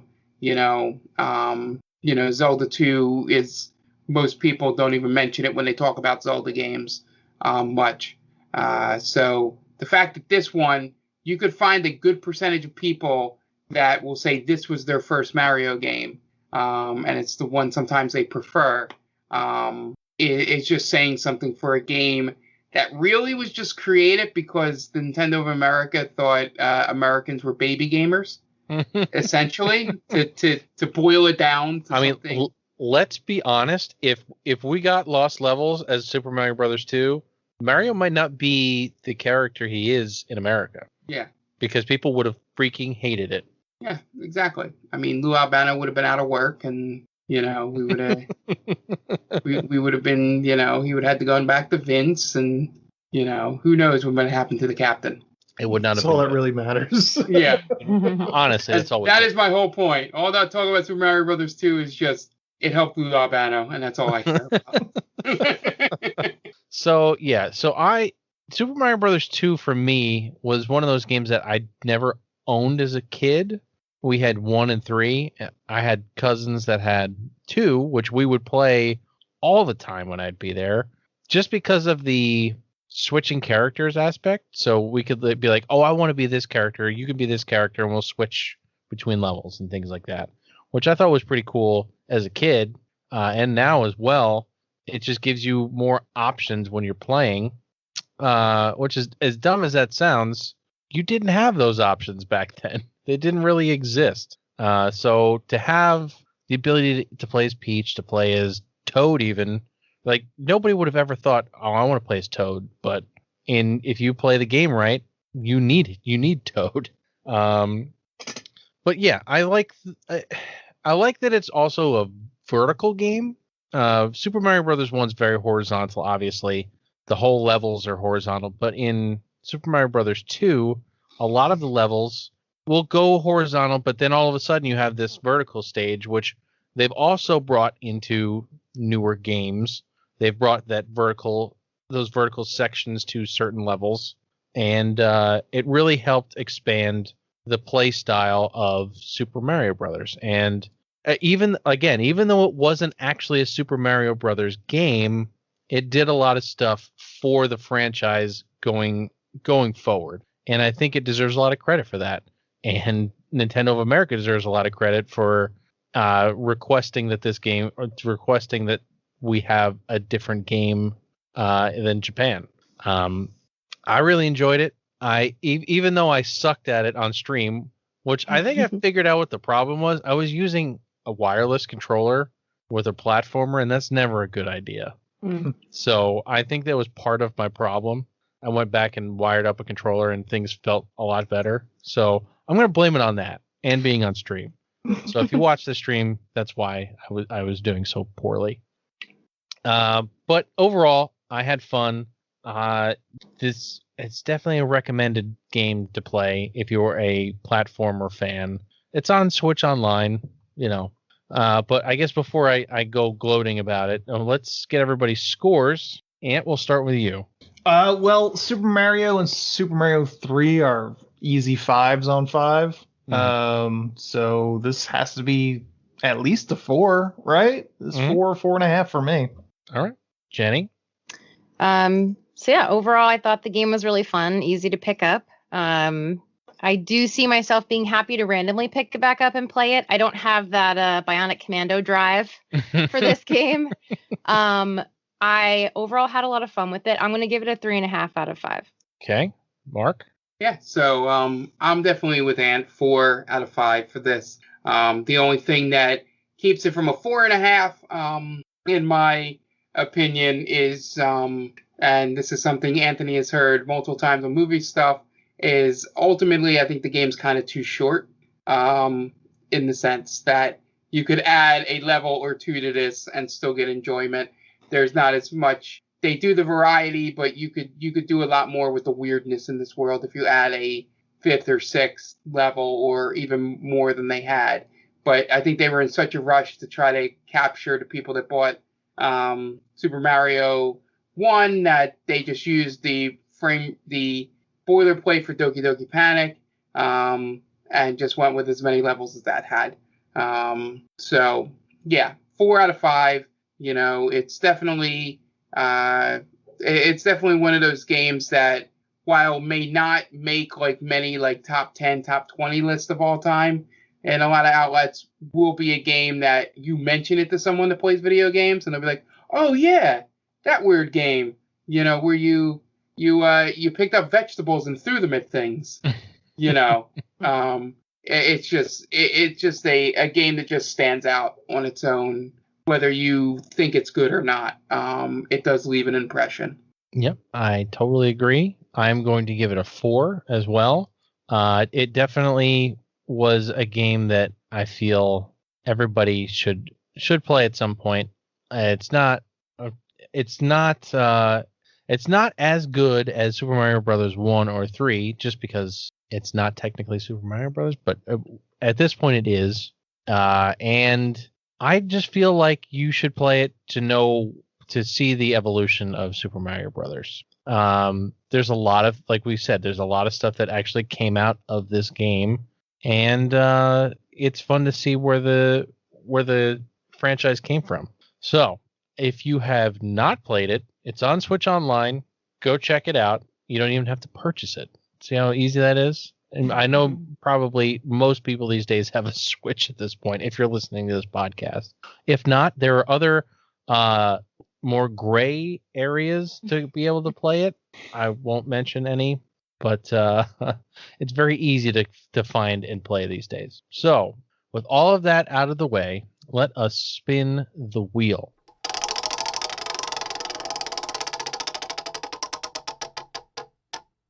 Okay, an interesting one that I have just recently added to the list. I have no idea how to play it or what to expect. We're playing The Misadventures of Tron Bonne for the PlayStation 1.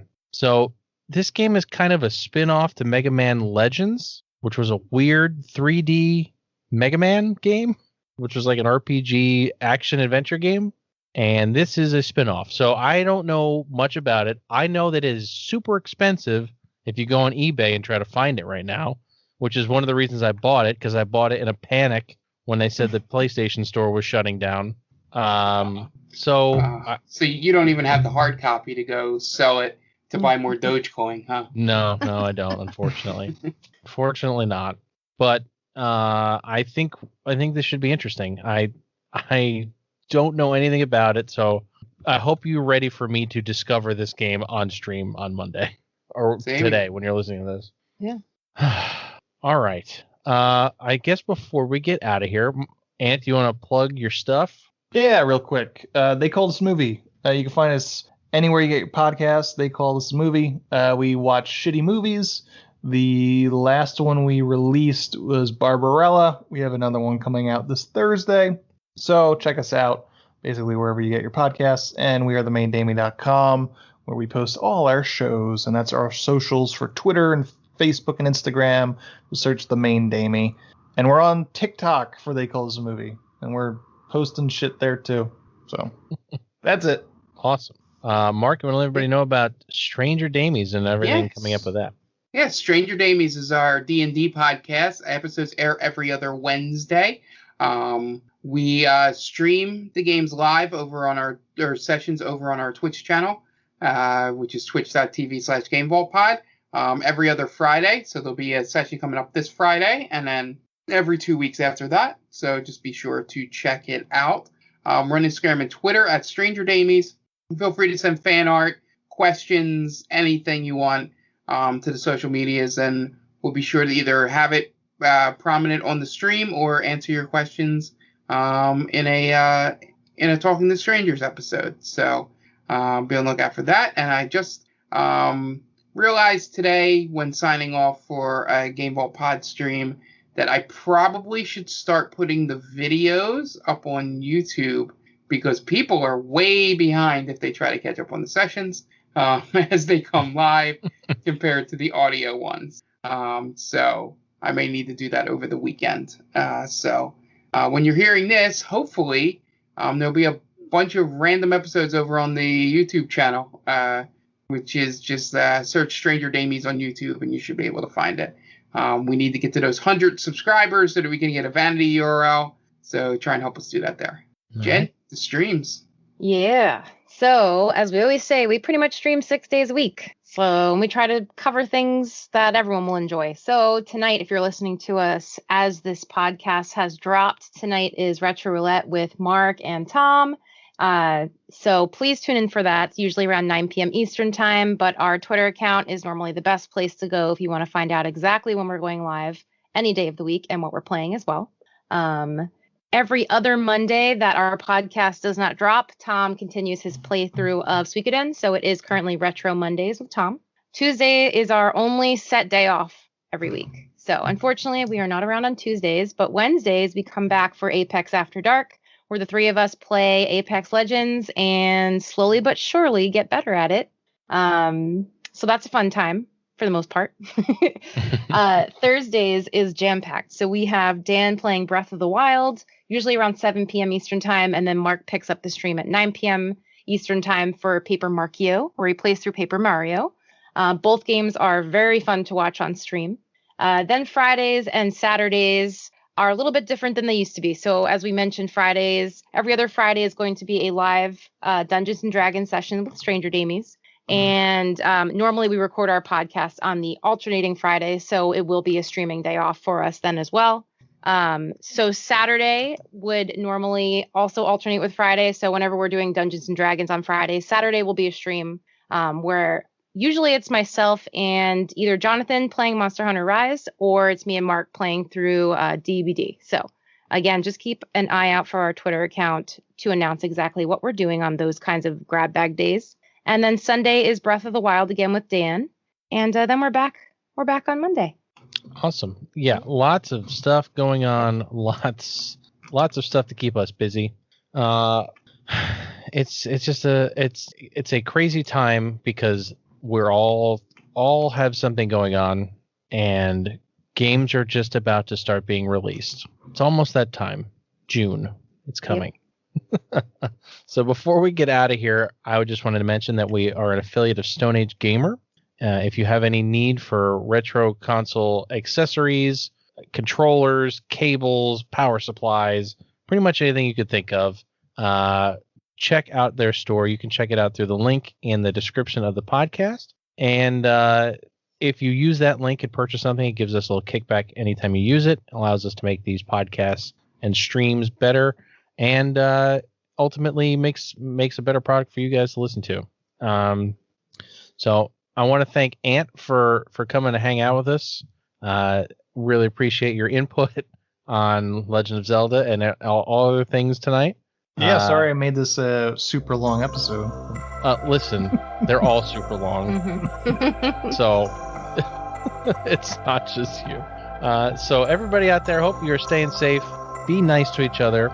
For Ant, Mark, and Jenny, I am Tom, and we will catch you guys in the next one.